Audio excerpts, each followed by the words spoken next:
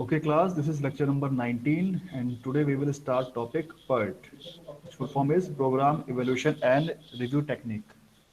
Okay, तो अभी तक हम लोगों ने क्या करा था? अभी तक हम लोग जो क्वेश्चन सॉल्व कर रहे थे वो कर रहे थे हम लोग सीपीएम से। इसको बोलते हैं हम लोग सीपीएम, क्रिटिकल पाथ मेथड। बेटा आपको मेरी स्क्रीन विजुअल हो रही है सब लोगों को? Yes sir. ठीक है। हाँ, तो मैं बात कर रहा था पर्ट की। तो पर्ट की जो फुल फॉर्म है बेसिकली वो देखो आप क्या देखी हुई है, programme evaluation and review techniques. ठीक है। अब इसमें जो मेन डिफरेंस है वो क्या आता है कि जैसे हम लोग सीपीएम में क्वेश्चन सॉल्व कर रहे थे तो वहां पे जो एक्टिविटी होने का टाइम था वो फिक्स होता है, वो हम लोगों को पता होता है। ठीक है। बट जो हमारी पर्ट टेक्निक है इसमें जो हमारा एक्टिविटी कंप्लीट होने का टाइम है वो हम लोगों को पता नहीं होता है, वो हम लोगों का प्रोबेबिलिटी बेस्ड टाइम होता है। ठीक है। उसमें हम लोग 3 टाइम्स एस्टिमेट को जो है यूज करते हैं। अब इनको आगे देखेंगे। ठीक है, कि क्या होते हैं वो। तो हम लोग उनकी हेल्प से जो कोई पर्टिकुलर एक्टिविटी 1 से 2 है उसके होने का टाइम निकालते हैं with the help of these 3 time estimates. ठीक है। और अब ऐसा समझ लो कि जैसे कि जो कि हमारा ये पर्ट का जो टेक्निक है हम लोग वहाँ यूज करते हैं कि कोई काम फर्स्ट टाइम हो रहा होता है, कोई आपका नया प्रोडक्ट मार्केट में लॉन्च हो रहा है, तो यहाँ पे लिखा हुआ एग्जाम्पल्स में the new product in the market. ठीक है। R&D of a new weapon, launching of A satellite, मतलब ये ऐसे टास्क जो आज से पहले कभी भी हुए नहीं है। ठीक है, मतलब जिनका आपको आइडिया नहीं कि वो कितना टाइम लेंगे, तो वो हम लोग यूज करते हैं in this technique which is called PERT, programme evaluation and review technique. ठीक है भाई, ये जो छोटा छोटा डिफरेंस था वो समझ आ गया। सीपीएम और PERT में डिफरेंस क्या है? ठीक। तो इसमें जो हमारे 3 टाइम है वो जो नीचे लिखे हुए हैं यहाँ पर हैं। पहला आपका है ऑप्टिमिस्टिक टाइम, दूसरा है pessimistic time, and third one is the most likely time. अभी क्या होते हैं ये हम देखते हैं नेक्स्ट स्लाइड में। तो डिफरेंस में आपको मैंने बता दिया कि डिफरेंस क्या होता है। सीपीएम में हम लोगों का जो होता है सिंगल टाइम एस्टिमेट हम लोग को पता होता है और वो फिक्स होता है। But in PERT we have 3 time estimates which is called optimistic time, pessimistic time and most likely time. अब बात करते हैं फर्स्ट जो कि आपका है ऑप्टिमिस्टिक टाइम। ऑप्टिमिस्टिक टाइम को हम लोग रिप्रेजेंट करते हैं TO या फिर स्मॉल a से। ठीक है। कई बार आपको ये सिर्फ टेबल में दिया होता है A करके टाइम दे रखा होगा तो आपको पता चल जाएगा कि A means is the optimistic time. ठीक। अब ये होता क्या है, it is the shortest possible time to required for completion of an activity. यानी कि ये जो टाइम होता है इसमें सब कुछ वेल गुड होता है, कोई भी हमारी हिंड्रेंस नहीं आती, कोई भी हमारी ड्रॉबैक नहीं आती है। जैसा हम लोगों ने प्लान किया था बिल्कुल वैसे ही हो जाता है। ठीक है। जैसे मतलब जैसे आपने चाहा बिल्कुल वैसे ही हो गया, इसमें कोई भी डिले नहीं हुआ, कोई आप में हिंड्रेंस नहीं आई, कोई बाधा नहीं आई।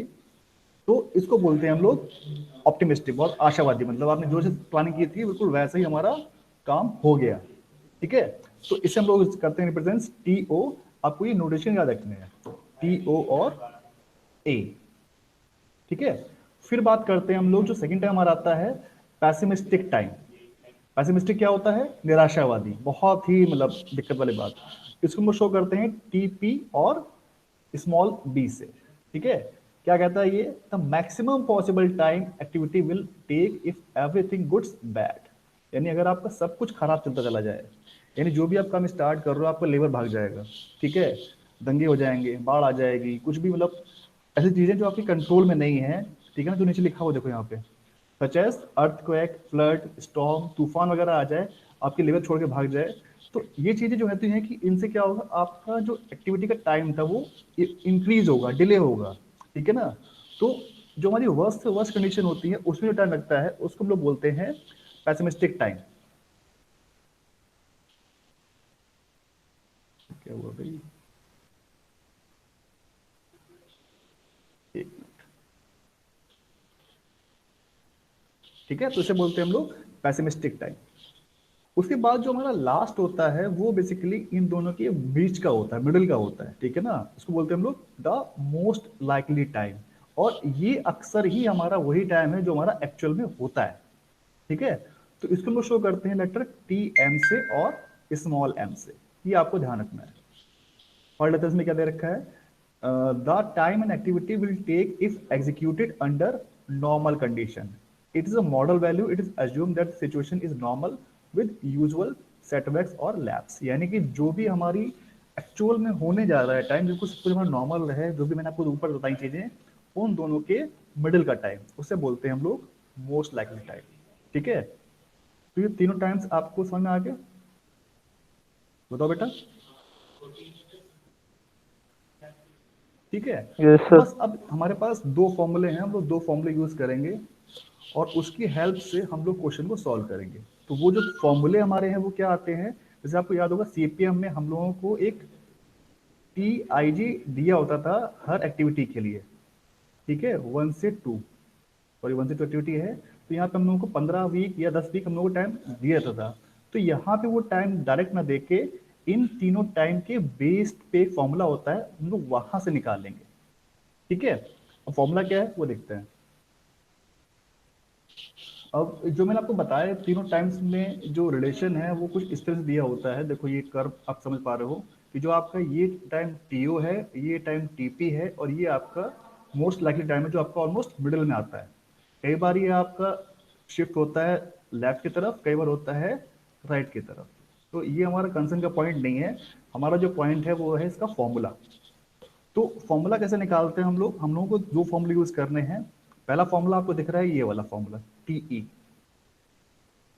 टीई और म्यू एक ही बात है, इसको बोलते हैं हम लोग मीन टाइम। ठीक है, फॉर्मूला क्या है देख लें एक बार। T E is equal to T O 4 TM plus TP by 6। ठीक है, इन्होंने क्या करा है, सबसे ज्यादा वेटेज दिया है मोस्ट लाइकली टाइम को। ठीक है, तो ये फॉर्मूला आपको याद रखना है, इसमें कोई भी जो है गुंजाइश नहीं है चेंज करने की, ये आपका फॉर्मूला फिक्स है। तो आपके पास तीन टाइम एस्टिमेट दे रखे होंगे, टीओ, टीएम, टीपी। आप उनकी हेल्प से टी निकालेंगे जो कि हमारा सीपीएम में दिया जाता था।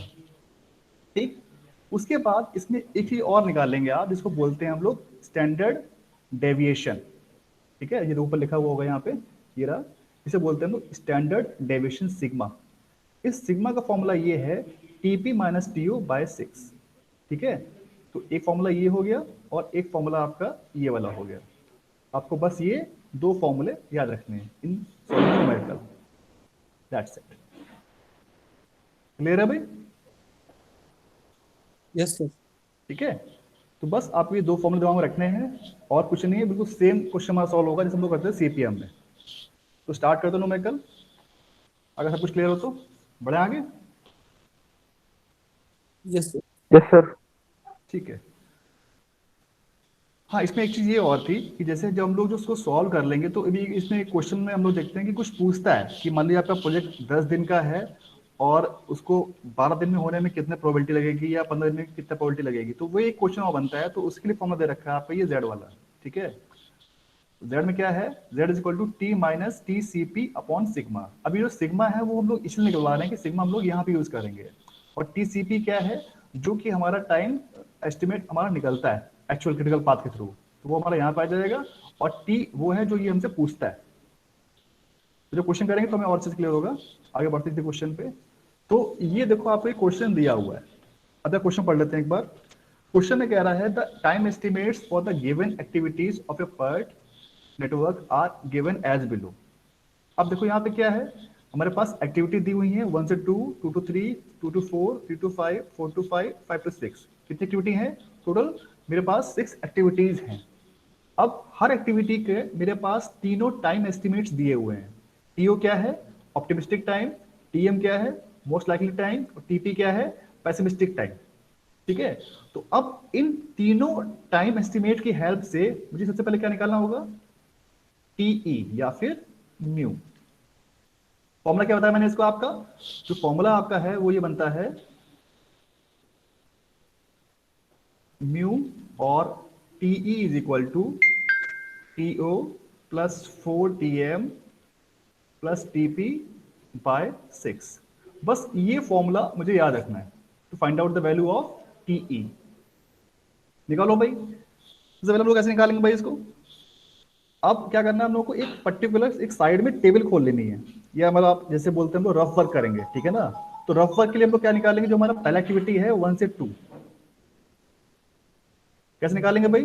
फॉर्मूला क्या हमारे पास? फॉर्मूला है TO plus 4TM plus TP by 6। तो हमारी टीओ की वैल्यू यहाँ पे क्या दिख रही है भाई? 1। टीएम क्या है? 2। और टीपी क्या है? 3। इधर यहाँ पर 1 plus 4 times 2 plus 3 divide by 6। तो अगल पे कितना आ रहा है ये? 4 दूनी 8, 8 और एक 9, 9 3 12, 12/6 यानी कि 2। तो जो हमारी पहली वैल्यू आ गई वो आ गई यहाँ पे 2। ऐसे ही हमें हर एक्टिविटी के लिए जो कि दिया हुआ है आपको यहाँ पे वैल्यू कैलकुलेट करनी है टीई की। ठीक है भाई? तो अब बात करते हैं एक्टिविटी 2 to 3 के लिए। तो मैं शॉर्ट में करूंगा क्योंकि स्पेस कम है यहाँ पर। तो आपको बस ऐसे समझ लेना है कि मैं क्या लिख रहा हूँ यहाँ पे, ठीक है ना? तो ये लिख दूंगा 1 1 हो गया आपका टीओ। अब टीपी टीएम क्या है यहाँ पे? 4। तो 4 इंटू 4 प्लस 7/6। बताओ अभी कितनी वैल्यू आएगी इसकी? चौको 16, 16 17, 17 24, 4। 24/6 यानी कि 4। तो ये आपकी वैल्यू आ गई यहाँ पे 4। ठीक। फिर बात करते हैं 2 to 4 एक्टिविटी के लिए। बताओ भाई 2 to 4 के लिए हमारा टीओ हो गया 1, टीएम हो गया 2। तो 4 इंटू 2 प्लस टीपी क्या है? 9 9 डिवाइड बाय 6। Divide by 6। बताओ भाई कितना आएगी वैल्यू इसकी? Sir 3 sir. 3 आ 8, गई। 8 9 9 18। ठीक है, तो ये हमारी वैल्यू 3 आ गई। देखो आप ही लोग बता रहे हो। अब फटाफट मुझे बताओ 3 to 5 के लिए वैल्यू क्या आ जाएगी? मैं लिख रहा हूँ, आप तो सॉल्व करो। 1 plus 4 times 2 2 plus plus 9 9 divide by sir 6। Divide by 3 हो जाएगी। 6। ये भी हमारी 3 आ जाएगी। 3। अब बात करते हैं 4 to 5 के लिए।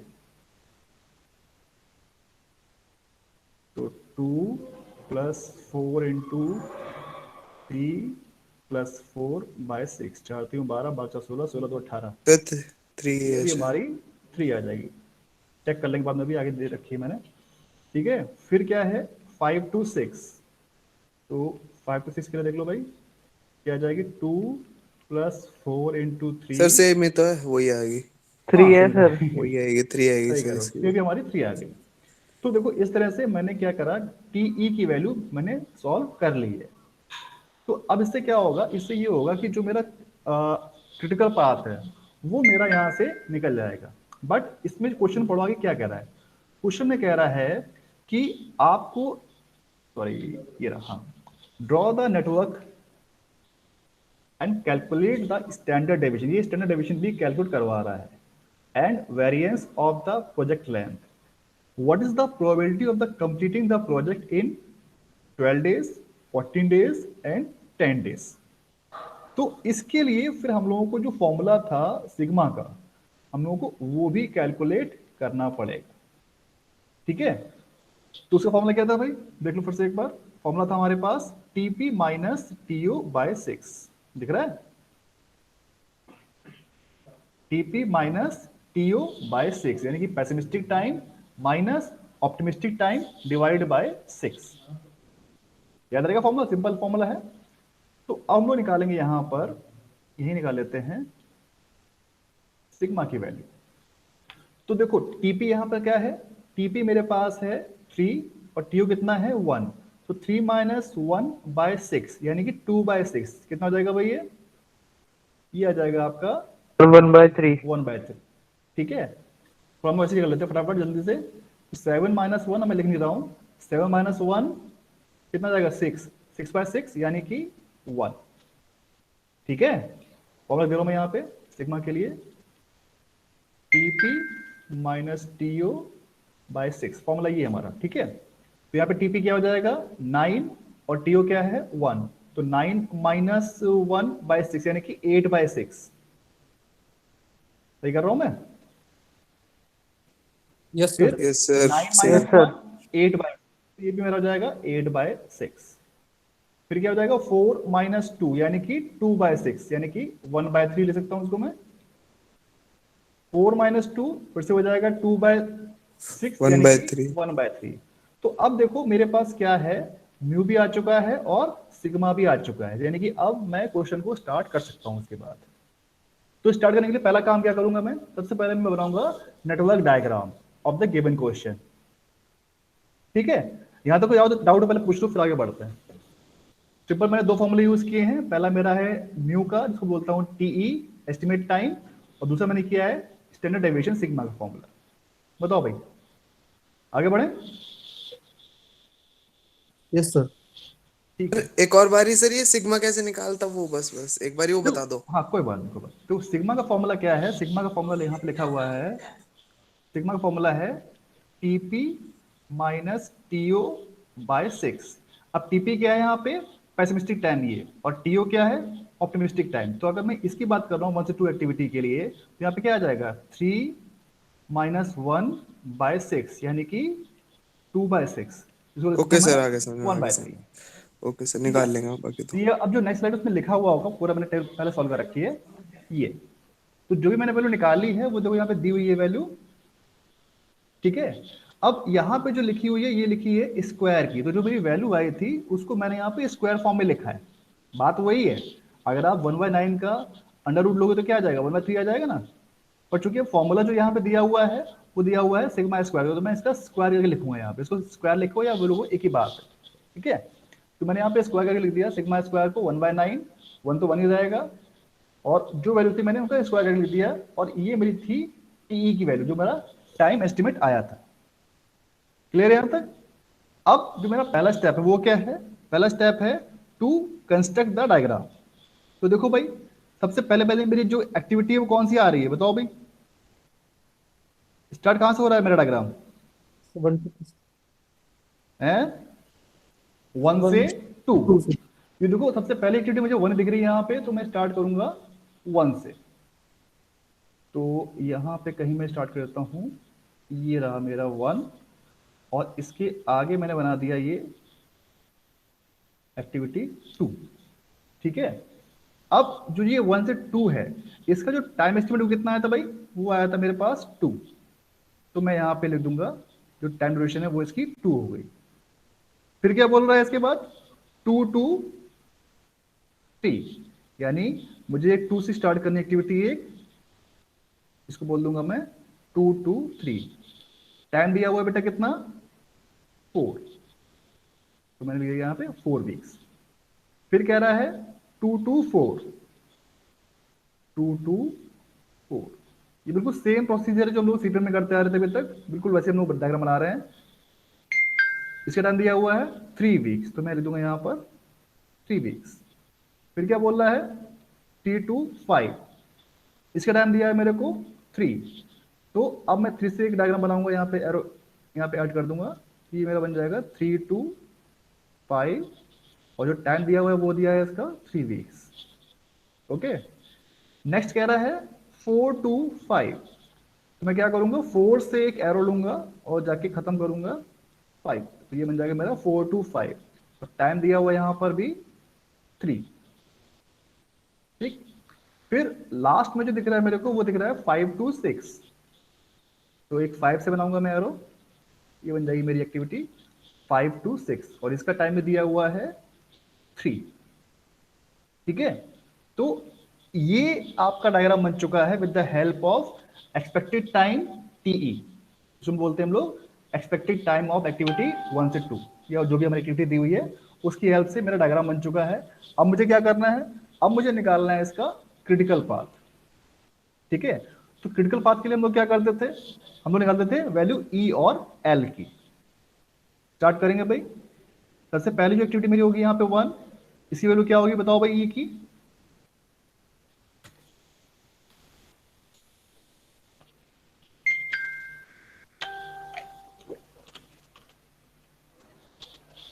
बिल्कुल सेम क्वेश्चन है, बताओ भाई, सब भूल गए क्या।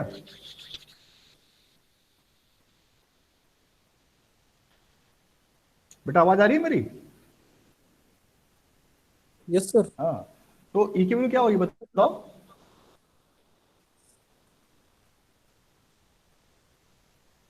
जीरो तो होगी, यस सर। भूल गए लग रहा है सब लोग हैं। चलिए जब भी हम लोग स्टार्ट करते हैं कोई एक्टिविटी, तो इसके पीछे कोई एक्टिविटी तो है नहीं, दिस द फर्स्ट एक्टिविटी, यानी कि इसको स्टार्ट होने में टाइम कितना लगेगा, 0। ऐसे याद करो ना कि इसके पहले कोई एक्टिविटी नहीं है, इसको स्टार्ट होने में टाइम कितना लग रहा है, 0, क्योंकि यही पहले एक्टिविटी है, स्टार्ट यही होगी, इसे हम लोग देते हैं 0। अब इसके बाद जो हमारे नेक्स्ट वैल्यू आती रहेंगी तो ये हमारी, इसको मैं नंबरिंग कर देता हूँ तो आपको और अच्छा रहेगा, E1, इसको देता हूं मैं E2। तो अब बात करते हैं E2 की, बात करते हैं तो E2 पे देखो जो हमारा प्रीवियस E था वो 0 था, और जो ड्यूरेशन दी है वो दी है 2, तो 0 + 2 कितना हो जाएगा भाई, ये हो जाएगा 2। क्लियर। फिर बात करते हैं हम लोग E3 की। अब E3 को देखो हम लोग प्रीवियस E से जोड़ेंगे तो 2 + 4 ये हो जाएगा 6। ठीक है, हाँ तो करो भाई, ऐसा लग Yes, रहा है sir. कि कोई यस सर। सही है। तो ये हो जाएगा मेरा E4। ठीक है, तो अब जो मेरा E4 आ गया, E4 कैसे निकालूंगा मैं, जो प्रीवियस E की वैल्यू है E2 की 2, 2 प्लस टाइम ड्यूरेशन 3, तो 2 + 3 कितना हो जाएगा भाई, 5। अब जो मेरा ये आता है एक्टिविटी 5, अब इस 5 को सॉल्व करने के लिए देखो मैंने आपको बता रखा है कि जहां पर भी एक साथ दो एरो मर्ज होते हैं, ठीक है, जहां भी आपके दो एरो हेड मर्ज हो रहे हैं, तो वहां पे हम लोग चूज करते हैं मैक्सिमम वैल्यू, यानी कि मेरे पास दो ऑप्शन आ रहे हैं। पहला ऑप्शन क्या कह रहा है, या तो मैं जोड़ दूं E3 + 3, यानी कि 6 + 9। 3 9। दूसरा ऑप्शन क्या है मेरे पास, E4 + 3, यानी कि 5 + 3 8। 8। तो मैं क्या लूंगा, सर 9। 9, sir. 9, क्योंकि मैं फॉरवर्ड पास में जाता हूं तो चूज करता हूं मैक्सिमम वैल्यू, यानी अब मैं लूंगा यहां पर E की वैल्यू एज 9। 5 हो गया, अब लास्ट बचता है मेरे पास 6, तो यानी ये हो जाएगा मेरा E6। इसको ऐड कर दो सिंपली, 9 + 3 कितना हो जाएगा भाई, 12। क्लियर। Yes sir. हाँ, तो ये मेरे सारी ई मैंने निकाल ली है। ई का मतलब क्या है, अर्लीस्ट स्टार्ट टाइम। मेरी हर एक्टिविटी की अर्लीस्ट स्टार्ट टाइम मेरे को मिल चुका है यहाँ पे। अब बात करता हूँ मैं लेटेस्ट फिनिश टाइम की। तो जो मेरा ये लास्ट एक्टिविटी पे ई आता है, वही मान लेता हूँ मैं कि वही मेरा लेटेस्ट फिनिश टाइम भी है। तो जैसे मैंने 12 आया, मैं तुरंत मान लिया कि मेरा एल की वैल्यू भी यही 12 आ जाएगी। अब मैं जाऊंगा बैकवर्ड में, इसको बोलता हूं मैं बैकवर्ड पास मेथड। इसे हम लोग क्या करेंगे कि जो मेरी लास्ट एल की वैल्यू है उसमें से टाइम ड्यूरेशन को माइनस करेंगे। ठीक है भाई, तो देखो लास्ट मेरा क्या है यहाँ पे दिख रहा है 12, 12 - 3, यानी कि मेरा जो L5 आ जाएगा वो कितना आएगा भाई, 12 - 3 9। ठीक, अब बात करते हैं L4 की। तो L4 देख लो भाई, 9 - 3 कितना हो जाएगा भाई, 6। फिर बात करते हैं L3 की। L3 कितना हो जाएगा, 9 - 3 यानी कि 6। फिर बात करते हैं E2 L2 की, सॉरी। अब देखो L2 मेरे पास दो टेल आ गई, तो टेल ऐसी आ गई, इसका मतलब मुझे फिर से दो ऑप्शन मिल रहे हैं, तो मैं दो ऑप्शन चूज करूंगा। पहला ऑप्शन मुझे क्या दिख रहा है कि मैं आ जाऊं 3 to 2, तो 3 to 2 में जब जाऊंगा तो मेरे पास क्या आएगा 6 - 4, यानी कि आ रही है वैल्यू 2। और जो दूसरा ऑप्शन है वो ये वाला है 4 to 2, यानी कि 6 - 3 3। तो अब मैं क्या चूज करूंगा बताओ भाई, Sir, 2. 2। क्यों, क्योंकि बैकवर्ड में मैं चूज करता हूं स्मॉलेस्ट वैल्यू, मिनिमम वैल्यू। तो मेरी यहाँ पे L2 वैल्यू आ जाएगी 2। फिर लास्ट जो मेरा बच रहा है यहाँ पे L1, यहाँ देख लो भाई 2 - 2 सिंपल है, तो ये हो गया मेरा 0। ठीक है, तो इस तरह से मेरी हर एक्टिविटी पे E और L दोनों की वैल्यू मैंने फाइंड आउट कर ली। कोई डाउट यहाँ पे, कोई दिक्कत पूछ लो बेटा, वरना फिर आगे बढ़ते हैं। No, sir. हाँ भाई, तो अब मेरे पास देखो ये वाला आ चुका है। तो अब मैं क्या करूंगा, अब मेरे को निकालना है क्रिटिकल पाथ। तो पेन चेंज कर लेता हूं मैं। हाँ, अब है पड़ेगा आपको। तो जहां जहां मेरी ई और एल की वैल्यू सेम आ रही है, उससे मान लूंगा मैं कि वो मेरी क्रिटिकल एक्टिविटी है, और वो मेरा उस एक्टिविटी से जो पाथ जाएगा उसको बोलूंगा मैं क्रिटिकल पाथ। तो देख लो भाई कहाँ कहाँ मेरा आ रहा है। पहला तो मेरा आ रहा है यहाँ पे 1 पे आ रहा है, ठीक है, और फिर मेरा 2 पे आ रहा है, फिर 3 पे आ रहा है, 5 पे आ रहा है, और 6 पे आ रहा है। 4 पे मेरी ई और एल की वैल्यू सेम नहीं है, तो इसको थोड़ा मैं हाईलाइट कर दूंगा विद डबल लाइन। ठीक है, इस तरह से। तो ये मेरा क्रिटिकल पाथ मिल गया, और जहां जहां मेरी ये वैल्यू सेम आ रही हैं इनको बोल दूंगा मैं these are the critical activities. ठीक है, तो जो मैंने सिग्मा स्क्वायर निकाला था वो मेरा अब यहाँ पे यूज होगा for all the critical activities. तो फिलहाल मेरा अभी जो क्रिटिकल पाथ निकल गया है वो क्या बन के आ गया भाई, वो आ गया मेरा 1 2 3 5 और 6। ठीक है, this is the critical path and the duration of the project is, जो कि मेरी बनती है TCP, वो बन जाएगी मेरी 12। इतना काम मैंने कर लिया। ठीक है, आगे बढ़े। Yes sir. तो अब आते हैं क्वेश्चन के अगले पार्ट पे। अब क्वेश्चन में क्या कह रहा था, ये तो हम लोगों ने सिंपल कर लिया जैसे हम लोग अभी तक सीपीएम में करते आ रहे थे। अब देखो क्वेश्चन में क्या बोल रहा है। क्वेश्चन में कह रहा है कि what is the probability of completing the project in 12 days, 14 days and 10 days. यानी कि हम लोगों को अब निकालनी है प्रोबेबिलिटी कि हमारा जो प्रोजेक्ट है वो 12 दिन में होने की प्रोबेबिलिटी कितनी है, और 40 डेज में होने की कितनी प्रोबेबिलिटी है, और 10 डेज में होने की प्रोबेबिलिटी कितनी है। तो इसके लिए हमको जो है फॉर्मूला यूज करेंगे, तीसरा वाला फॉर्मूला हमारा है ये वाला, ये। ठीक है, फॉर्मूला क्या दिया हुआ है मेरे को, फिर से पढ़ लो एक बार। फॉर्मूला दिया हुआ है z is equal to t minus CP upon sigma. ठीक है, अब यहाँ पे t क्या है, t वो चीज, वो टाइम है जो क्वेश्चन में पूछ रहा है। तीन ऑप्शन है, 12, 10 और 14। तो ये हो गया आपका t। TCP क्या है, जो आपका क्रिटिकल पाथ के थ्रू आपने टाइम निकाला है। ठीक है, वो आपको टाइम पता है, ये हमारा 12 वीक्स आ चुका है with the help of diagram. Sigma वो है जो आपने क्रिटिकल एक्टिविटीज का सिग्मा का आप एग्रीगेट अभी निकालेंगे आगे। ठीक है, तो आपको वैसे फॉर्मूला याद रखना है। फॉर्मूला क्या है, z is equal to t minus TCP by sigma. ठीक है, अब आगे आते हैं क्वेश्चन पे। तो ये देखो हम लोगों ने इतना काम कर लिया था, डायग्राम हमारा बन चुका था, क्रिटिकल पाथ आ चुका था, ई और एल मैंने हर एक्टिविटी के लिए निकाल लिया। ठीक, तो अब आगे बढ़ते हैं। अब जो मेरा ये स्टैंडर्ड डेविएशन है सिग्मा, इसको मैं दोबारा से लूंगा। कैसे, पहले मैंने कर दिया कैलकुलेट, बट अब जहां जहां मेरी जो क्रिटिकल एक्टिविटीज थी उनकी जो सिग्मा की वैल्यू थी, सिर्फ उनका मैं एडअप करके सिंपली स्क्वायर रूट ले रहा हूं। बात वही है, ठीक है, बस उसको मैं एक तरह से जोड़ रहा हूं। तो कौन सी मेरी एक्टिविटी थी, देखो भाई ध्यान से देखो। पहले मेरी थी 1 से 2, 2 to 3, 3 to 5 एंड 5 to 6। ठीक है, तो इनकी जरा फिर से देख लो वैल्यू।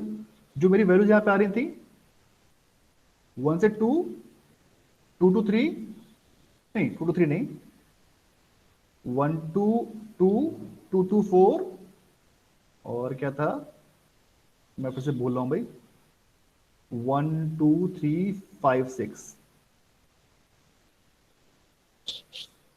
यहां लिख लेता हूं मैं 1 2 3 5 6। ये मेरा क्रिटिकल पाथ है।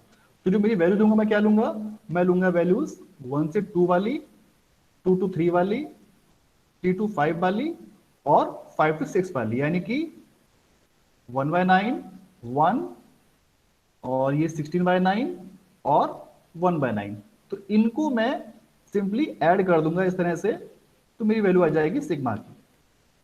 1 से 2 के लिए वैल्यू मेरे को दी हुई है 1/9, 2 to 3 के लिए मेरे को दी हुई है 1, 3 to 5 के लिए दी हुई है 16/9 प्लस लास्ट में दी हुई 5 to 6, ये दी है 1/9। तो उसको जब मैं सॉल्व कर लूंगा तो मेरे पास वैल्यू आ जाएगी 1.73। क्लियर। तो ये रोल है मेरा क्रिटिकल एक्टिविटी का। ठीक है भाई, यस सर। तो अब आगे बढ़ते हैं। तो ये मैंने निकाल लिया है सिग्मा, और मेरे पास वैल्यू आ चुकी है सिग्मा की 1.73, जो कि मेरी वैल्यू ये है। अब जो क्वेश्चन में पूछ रहा है मैं उस क्वेश्चन के अकॉर्डिंग सॉल्व करूंगा। जो मेरा पहला पार्ट था वो क्या था मेरे पास, क्वेश्चन देखो भाई फिर से यहाँ पे क्वेश्चन में कह रहा है कि 12 डेज, यानी कि 12 डेज में मेरा प्रोजेक्ट खत्म होगा, इसकी प्रोबेबिलिटी क्या है। अब सीधे क्वेश्चन पे आते हैं। तो फॉर्मूला मेरे पास दिया हुआ है z is equal to t minus TCP by sigma. तो मैं लिखूंगा z इज इक्वल टू 12 जो क्वेश्चन दिया है, और TCP हमारा क्या है टीसीपी हमारा 12 डेज निकाल चुके हैं, तो 12 minus 12 divide by 1.73 is equal to 0। तो आपकी जो z की वैल्यू आ गई है वो आ गई है 0। ठीक है, अब क्या करेंगे, जो हमारी z की वैल्यू आ चुकी है इसको हम लोग चेक करेंगे अपनी z टेबल से, जो कि देखो मैंने यहाँ पे खोल रखी है आपके लिए। इसको बोलते हैं हम लोग z टेबल या नॉर्मल टेबल। ठीक है, इसमें आपको जो वैल्यूज दी हैं देखो, दी हुई है यहाँ से, ये 0 के लिए क्या दी हुई है 0.5। ठीक है, ये दिख रही है वैल्यू। Yes sir.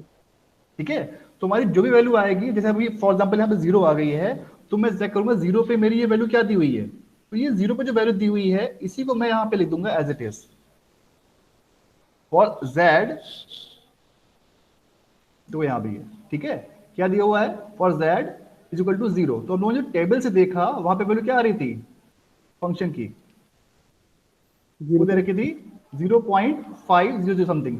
तो ये मेरी जो प्रोबेबिलिटी है वो कितनी आ जाएगी, इसको हम 100 से मल्टीप्लाई कर देंगे तो 0.5 इंटू 100, ये बन जाएगी मेरी 50% प्रोबेबिलिटी। यानी कि जो भी मेरी वैल्यू वहां पे दी हुई थी उसको सिंपली मुझे बस 100 से मल्टीप्लाई कर देना है और मेरी जो वैल्यू है वो निकल के आ जाएगी probability for completing the project in 12 days.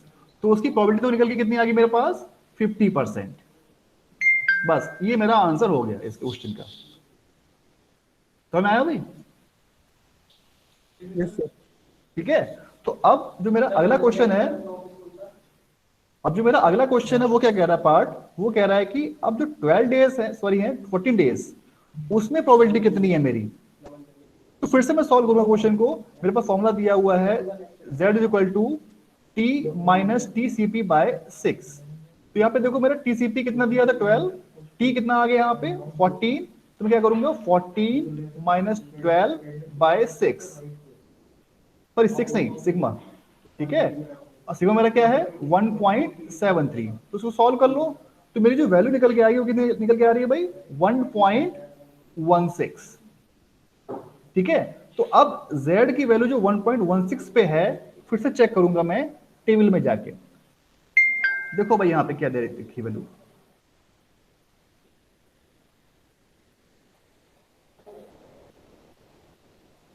ये वो टेबल बिल्कुल सही दिख रही है मेरी भाई।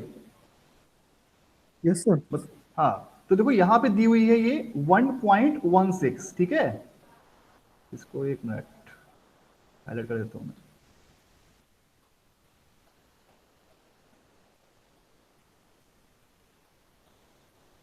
हाईलाइट क्यों नहीं हो रहा भाई ये?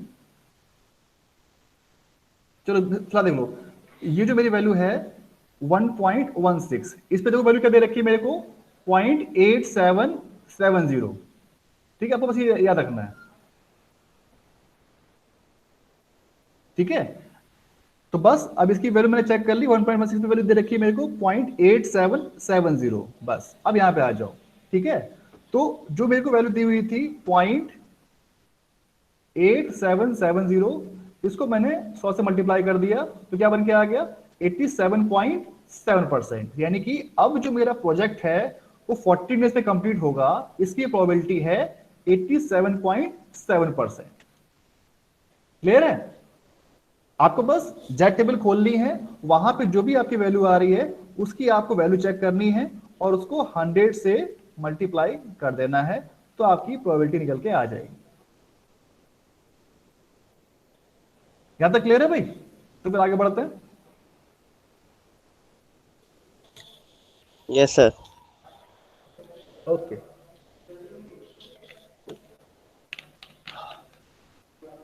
तो अब जो मेरा थर्ड केस है, थर्ड केस में क्या कह रहा था कि 10 डेज, यानी कि अब कितनी प्रोबेबिलिटी है कि जो मेरा टास्क है वो 10 डेज में कंप्लीट हो जाएगा।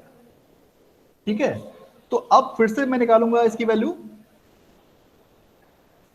जेड की वैल्यू निकालूंगा फिर से मैं, तो मेरा टी हो जाएगा यहाँ पे 10 और 10 माइनस मेरा टीसीपी कितना आया था 12, तो 10 minus 12 divide by 1.73। So solve कर लो तो आपकी वैल्यू आ जाएगी 1.16। बट अब ये क्या वैल्यू आ गई है आपकी, अब ये वैल्यू आपकी आ रही है माइनस में। ठीक है, तो जब भी कभी आपकी वैल्यू माइनस में आ जाती है तो सिंपली आप क्या करोगे, चेक करोगे वैल्यू पॉजिटिव के लिए, ठीक है, पॉजिटिव के लिए चेक करोगे और उसको 1 से माइनस कर दोगे जो भी आपकी वैल्यू आ रही है। ध्यान आएगा, जब भी कभी आपकी वैल्यू z की निगेटिव आ रही है तो सिंपली आप क्या करोगे, उसको जो भी आपकी वैल्यू आ रही है एट 1.16 उसको 1 से माइनस कर देना है, ठीक है। तो हम लोगों ने भी चेक किया था 1.16 पे जो वैल्यू हमारी आ रही थी वो आ रही थी 0.8770। मैं क्या करूंगा, इसको 1 से माइनस कर दूंगा, 1 माइनस 0.8770 यानी कि 0.123, इसको मैं 100 से मल्टीप्लाई कर दूंगा तो मेरी प्रोबेबिलिटी बन जाएगी 12.3। बस ये आपको याद रखना है, जब भी कभी आपकी वैल्यू निगेटिव आ जाती है तो उसको आपको 1 से माइनस कर देना है, ठीक है। तो आपकी जो प्रोबेबिलिटी निकल के आ जाएगी वो आ जाएगी फॉर 10 डेज, ठीक है। तो ये आपका पूरा क्वेश्चन कंप्लीट हो गया। यहां पर आपने तीनों केस के लिए प्रोबेबिलिटी निकाल ली, केस 1, केस 2 और केस 3 के लिए। बताओ भाई, कुछ डाउट है पूछो उसमें। क्लियर है सर। और ये टेबल आपको एग्जाम में मिलेगी, ऐसा नहीं कि आपको वैल्यू ज्यादा रखनी है। अगर आपको टेबल नहीं मिलेगी तो क्वेश्चन में पर्टिकुलर आपको Z 1.16 की वैल्यू क्वेश्चन में गिवन होगी। अगर गिवन नहीं है तो फिर आपको वहां पे टेबल प्रोवाइड कराई जाएगी। ये क्वेश्चन आपको आना चाहिए, ठीक है भाई। Okay sir. चलो आगे बढ़ते हैं, फिर एक क्वेश्चन लें आगे। Yes sir. तो ये देखो क्वेश्चन आपका लास्ट ईयर आया हुआ है 15-16 में, ठीक। सेम क्वेश्चन है पार्ट का। क्या कह रहा है, कह रहा है कि draw the network and find the critical path and the variance, ठीक है। यानी आपको क्रिटिकल पाथ निकालना है और वेरिएंस निकालना है, यानी कि आपको निकालना है सिग्मा। और फिर कह रहा है also find the probability to completing the project by 18 weeks, यानी कि 18 दिन में हमारा पूरा प्रोजेक्ट खत्म हो जाए, इसकी आपको प्रोबेबिलिटी भी निकालनी है। तो सबसे पहला टास्क हमारा क्या होगा इसमें, we have to find out the value of TE. अब टी का फॉर्मूला क्या था, TO plus 4TM plus TP by 6, और जो सिग्मा था उसका फॉर्मूला क्या था, TP माइनस TO बाय 6। तो यहां मैं लिख देता हूं TE और यहां देता हूं मैं सिग्मा। तो मुझे अब आप लोग बताओ इसकी वैल्यू क्या आएगी फॉर एक्टिविटी ए के लिए, टी की वैल्यू बताओ भाई।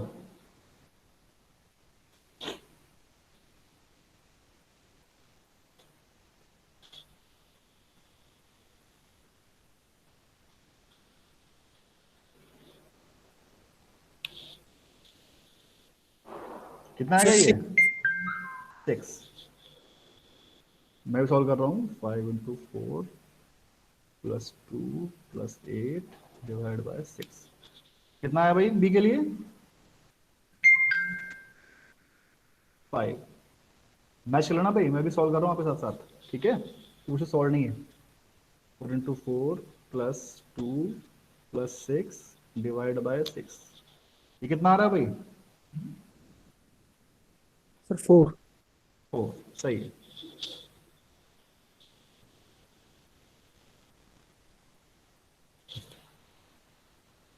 फिर नेक्स्ट क्या है मेरे पास, एक्टिविटी डी है। तो 3 इंटू 4 प्लस 2 प्लस 10, ये कितना आ रहा है भाई, सर 4 ही आएंगे। ये भी 4 आ रहा है, गुड। फिर जो नेक्स्ट एक्टिविटी है डी, 3 इंटू 4 प्लस 11 प्लस 1, ये भी मेरा 4 ही आ रहा है। फिर चलो मुझे कर लेते हैं, 6 चौक 24, 24 4 28, 28 8 36, 36 और 6, ये मेरा आ रहा है 6। फिर जो है नेक्स्ट जी है, 5 चौक 20, 20 15 35, 35 36, 36 बटे 6, यानी कि ये मेरा 6 आ रहा है, ठीक है। तो उसको तो मैं साथ साथ लिखता हूँ यहाँ पे, 5 हो गया, 6 5 4 4 4 6 6, ठीक है। तो ये मेरे टाइम एस्टिमेट्स आ गए, यानी कि अब जो है मैं क्वेश्चन को सॉल्व कर सकता हूँ। डायग्राम बन सकता है मेरा, क्रिटिकल पाथ आ जाएगा, बट मुझे वेरिएंस भी निकालने हैं, वो भी निकाल लेते हैं हाथ के हाथ। तो वेरिएंस कैसे आएगा भाई, फॉर्मूला क्या बताया मैंने आपको, टीपी माइनस टीओ बाय 6, यानी कि टीपी क्या है 9 और टीओ क्या है 3, तो 9 माइनस 3 6 बाय 6 कितना हो जाएगा भाई 1। 1 आ गया। फिर 8 माइनस 2 यानी कि 6, 6 बाय 6 1, 6 माइनस 2 कितना हो जाएगा भाई 4, 4 बाय 6 यानी कि 2 2/3 बाय 3। फिर 10 माइनस 2 यानी कि 8, 8 बाय 3, ये हो जाएगा आपका 8 बाय 3। फिर आपका 11 माइनस 1 यानी कि 10 बाय 3। सर ठीक, ये 8/6 होगा सर, ऊपर वाला शायद 4/3 हो जाएगा ये। 4/3 सर। ये हो जाएगा आपका, हाँ सही करो, मैंने डिवाइड तो सर कर दिया ये लेकिन लिखा नहीं आप, ये आपका हो जाएगा 4 बाय 3, क्योंकि 8 बाय 6 आएगा ना, ये हो जाएगा आपका 4 बाय 3, सही है। सर नीचे भी फिर 5/3। फिर ये हो जाएगा आपका 10 बाय 6 हो जाएगा आपका ये, 10 बाय 6 को लिख सकते हैं हम लोग 5 बाय 3। ठीक है, सिंप्लीफाई कर लो सही रहता है। 8 माइनस 4 कितना हो जाएगा भाई 4 बाय 6, यानी कि 2 बाय 3। फिर क्या रहा है 50 माइनस 1 यानी कि 14 बाय 6, ये कितना हो जाएगा भाई 7/3। 7 बाय 3। तो अब आपने टीई और सिग्मा दोनों निकाल लिए हैं, और हम लोग क्या करेंगे, और हम लोग डायग्राम बनाएंगे भाई सबसे पहले। सर तो हमारी डायग्राम बनाने सर के लिए टीई की वैल्यू सर पॉइंट में भी आ सकती है सर। इसकी टीई की, सर टीई की हाँ बिल्कुल आ सकती है, क्यों नहीं आ सकती है, तो ये तो हम लोग सर फॉर्मूला पॉइंट लगा भी रहे हैं करेंगे तो इसको। नहीं टी की वैल्यू पॉइंट में आ रही है, टी तो सारी आपकी वैसी आ रही है, अगर आ हाँ रही तो सर उसको पॉइंट में इसमें कर लो आप, कोई दिक्कत नहीं है। कौन सी बताओ, आई सर थिंक तो पूरी इसमें नहीं सबको आ सही रही आ सर, रही है। मतलब बाय चांस अगर आ जाती है तो। हाँ हाँ हाँ हाँ हाँ बिल्कुल, भाई आप पॉइंट में रखो कोई दिक्कत नहीं है, आपको इजी रहेगा सॉल्व करना। ठीक है, तो आगे बढ़े, टाइम कम है, फटाफट से डायग्राम बनाते हैं भाई। तो यस ये सर। जो है मेरा एक्टिविटी ए और बी, तो जो मेरी एक्टिविटी ए और बी है देखो इनकी कोई प्रोड्यूसर एक्टिविटी नहीं है, यानी कि ये सबसे पहले हमारी एक्टिविटी स्टार्ट हो रही है। मैं क्या करूंगा, स्टार्ट करूंगा एक्टिविटी 1 से, इसे बोल दूंगा मैं एक्टिविटी ए, और इसे बोल दूंगा मैं एक्टिविटी बी। ठीक है, फिर क्या कह रहा है एक्टिविटी सी स्टार्ट हो रही है आफ्टर एक्टिविटी ए, एक्टिविटी ए के बाद मैं शुरू कर दूंगा एक्टिविटी सी को। ठीक है, फिर जो एक्टिविटी डी है वो स्टार्ट हो रही है मेरी एक्टिविटी बी के बाद, बट ध्यान दो यहाँ पर सी और डी की जो एक्टिविटी है उससे एक्टिविटी एफ निकलेगी, यानी कि जो सी और डी के एंड पॉइंट्स हैं वो मेरे सेम होने चाहिए। समझ गया भाई,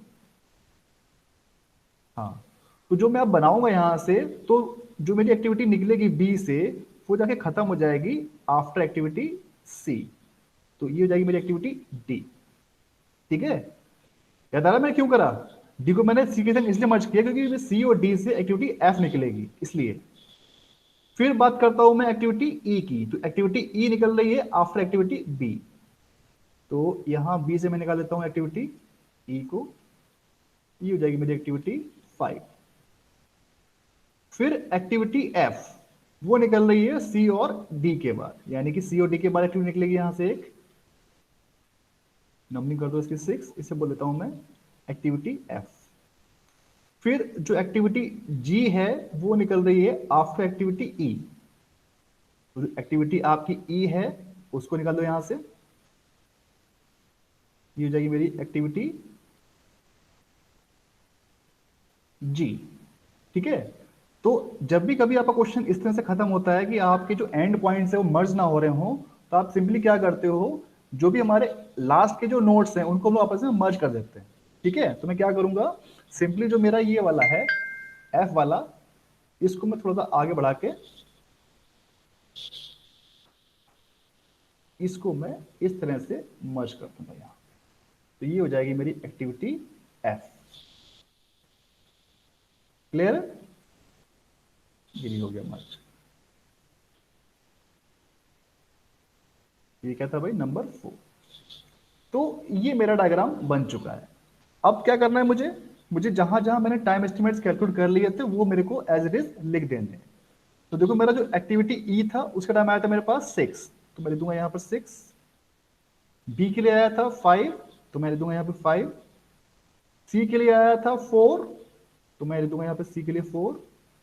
डी के लिए आया था 4, तो डी के लिए लिख दूंगा 4। फिर ई के लिए आया था 4, ई के लिए भी लिख दूंगा 4।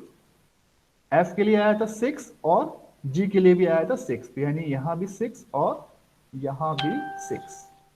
ठीक, तो अब मैं क्या करूंगा, अब मैं निकालूंगा आपका टाइम एस्टिमेट्स ई और एल। यहां पे वैल्यू क्या आएगी भाई, ई की 0। ठीक है, अब मैं जाऊंगा 1 से 2 पे, तो मैं क्या करूंगा, सिंपली 0 + 6, यहां पे आ जाएगी मेरी ई की वैल्यू 6।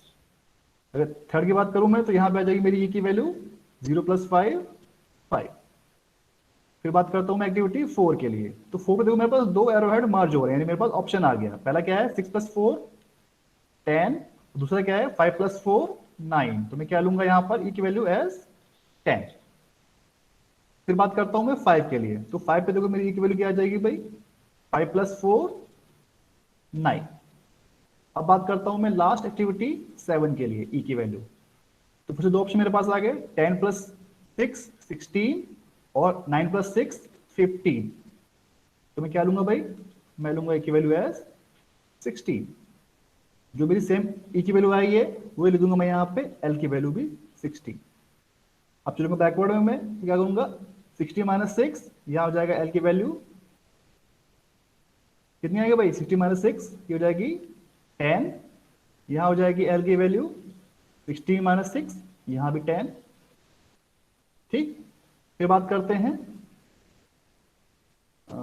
3 के लिए, तो यहाँ पे 2 एरो हो जाएंगे मेरे पास, 2 टेल हैं, यानी 10 + 4 6 और 10 - 4 नहीं नहीं हाँ 10 - 4 6 और 10 - 4 6, इन दोनों में ही मेरी सेम वैल्यू आ रही है, तो मैं क्या करूंगा यहाँ पे लिखूंगा एल की वैल्यू एज 6, दोनों में टाई हो गया। फिर बात करता हूं मैं 2 के लिए, तो यहाँ पे क्या है 10 - 4 6, ये की टेल है। अब बचता है मेरा लास्ट वाला, हाँ ठीक है 1 वाला, तो यहाँ पे बात करता हूं मैं, तो 6 - 6 0 और 6 - 5 1, तो मैं लूंगा एल की वैल्यू यहाँ पर 0। ठीक है, तो मैं जल्दी करते हैं क्योंकि टाइम हो रहा है हमारा, और क्वेश्चन वो सिंपल है, इसलिए मैं बार उसको एलोबरेट नहीं कर रहा हूँ। आपको पता हो लास्ट क्वेश्चन किया था बिल्कुल सेम मैंने वैसे ही किया है। तो अब देखो मेरे पास हर एक्टिविटी के लिए ई आ चुका है, जहां जहां मेरा ई सेम आ रहा है वो क्या है, मेरी क्रिटिकल एक्टिविटी। ठीक है, तो इसको थोड़ा मैं हाईलाइट कर दूंगा अलग दूसरे पेन से, तो ये हो जाएगा मेरा 1 से 2 और 2 to 4 और 4 to 7। ठीक है, क्योंकि यहां यहां मेरी सिर्फ ई और एल सेम है, बाकी मेरी हर जगह क्या है ई और एल की वैल्यू अलग अलग है, तो ये हो जाएगा मेरा क्रिटिकल पाथ 1 2 4 और 7। This is the critical path of this given question and the duration of the project is, बोलता हूं मैं TCP, वो हो जाएगा मेरा 16 वीक्स। वीक्स आवर जो भी दे रखा हो क्वेश्चन में, वीक्स दिया हुआ है, ठीक है, तो ये मेरा हो जाएगा 16 वीक्स। ठीक है भाई, यहां तक क्लियर है। Yes sir. अब क्या कह रहा है इसके बाद, अब कह रहा है कि आपको निकालने हैं स्टैंडर्ड डेविएशन, यानी कि वैल्यू ऑफ सिग्मा। तो भाई सिग्मा किसका निकालोगे आप, सिग्मा निकालोगे 1 से 2 का, 2 to 4 का और 4 to 7 का, यानी कि 1 से 2 क्या है आपका एक्टिविटी ए ए, आपको निकालना है पहले ए का निकालना है, और 2 to 4 यानी कि सी का निकालना है, और 4 to 7 यानी कि एफ। आपको 3 के लिए वैल्यू निकालनी है, ए सी एफ के लिए सिग्मा की वैल्यू। तो लेते हैं भाई यहाँ पे अंडर रूट, ए की वैल्यू क्या दे रखी है 1, यानी कि 1, सिग्मा स्क्वायर की वैल्यू आ रही है 1, और फिर मेरे पास जो सी की वैल्यू दे रखी है वो क्या दी है भाई 2/3,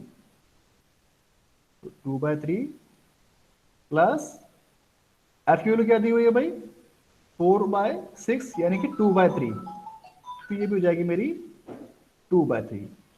इसको सॉल्व कर लो, क्या वैल्यू आ रही है बताओ भाई मुझे अभी। सर अंडर इसके अंडर रूट के अंदर तो स्क्वायर लेते हैं ना सर वैल्यूज का सर।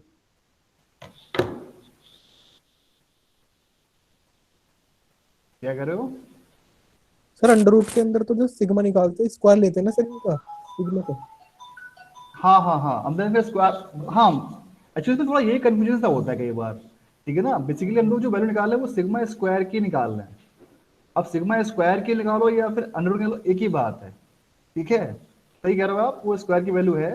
अब जो मैंने लिखी है इसका यहाँ पे स्क्वायर कर दो, 1 स्क्वायर 2/3 का स्क्वायर, बिल्कुल सही कह रहे हो आप, और 4/3 का स्क्वायर। अब सॉल्व करो इसका, तो ये जो आपकी वैल्यू आएगी सिग्मा स्क्वायर के ना आके सिग्मा की आएगी। मैं क्या लिखा है यहाँ पे, ये आपकी वैल्यू सिग्मा की आएगी, सही कर रहा आप। तो 2/3 आंसर का स्क्वायर हो जाएगा 0.4 + 1 अंडर रूट आंसर। ये आपकी वैल्यू आ रही है मेरे पास 1.20। चेक करो भाई, यही आ रही है।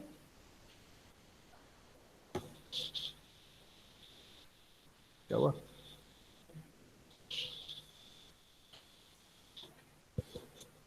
बताओ भाई, इतनी आ रही है वैल्यू?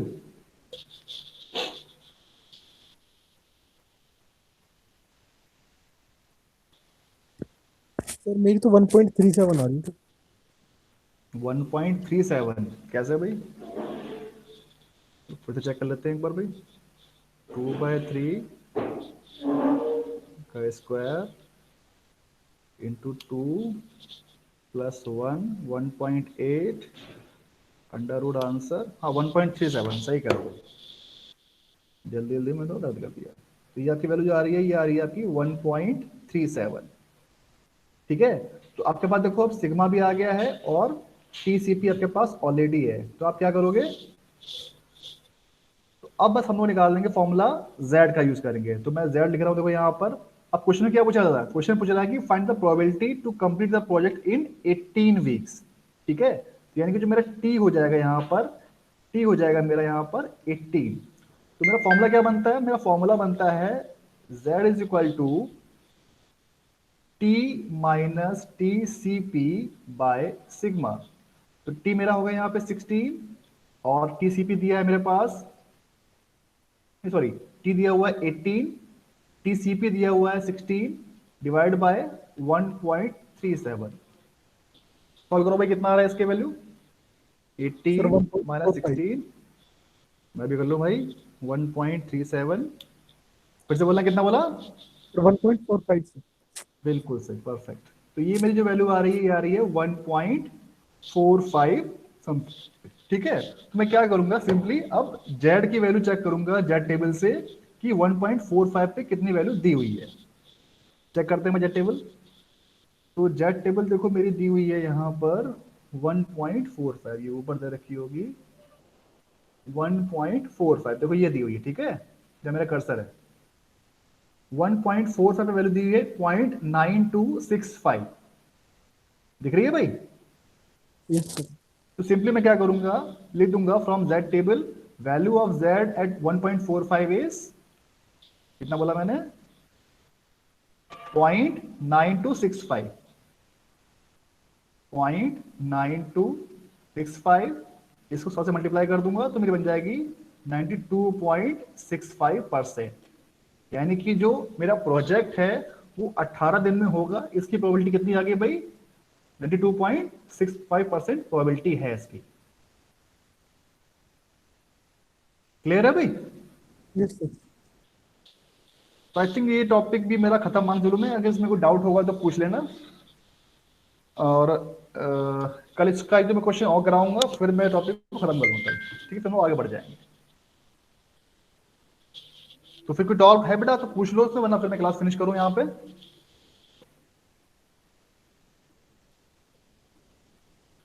क्लियर है सर। डाउट है? No sir. अच्छा मयंक क्लास में है क्या अभी, मयंक शर्मा?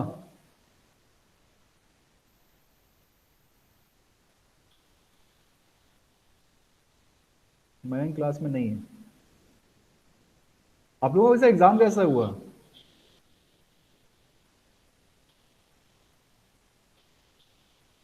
क्यों भाई? हर्षित, मयंक, नवीन, शिवम, श्रीकांत, तरुण, कितने लोग हैं अब? 11 लोग क्लास में हो। बताओ भाई, कोई दिक्कत तो नहीं एग्जाम में आई?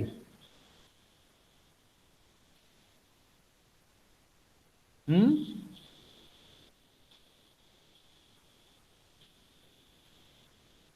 सब लोग शांत हो गए एग्जाम के नाम पे। क्या हो गया? सही नहीं गया पेपर क्या? मयंक, बताओ भाई।